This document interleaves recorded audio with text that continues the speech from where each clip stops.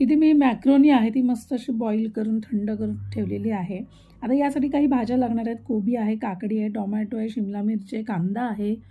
आता त्याची आपण चटणी करणार आहोत. त्यासाठी 2 चमचे तेल, 2 चमचे सोया सॉस, मॅगी मसाला, त्यानंतर त्याच्यामध्ये आपण थोडीशी काळी मिरी, इथे लिंबाचा रस आहे 2 चमचे, मीठ पावडर आहे, टोमॅटो सॉस 2 चमचे घेतले. आता तुम्ही किती क्वांटिटीमध्ये करणार त्यानुसार याचं कमी जास्त प्रमाण करू शकता.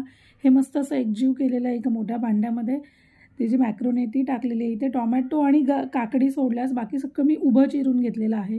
तुम्ही ॲडिशनल याच्यात पनीर, गाजरसुद्धा ॲड करू शकता. खूप छान लागते आणि मॅक्रोनी नाही घालून फक्त भाज्यांचं केलं तरी खूप सुंदर लागते. हे सगळं मिक्स केलं चवीनुसार. त्याच्यात मीठ टाकलंस, त्याचा सॉस टाकला आहे. नक्की टेस्ट करून बघा.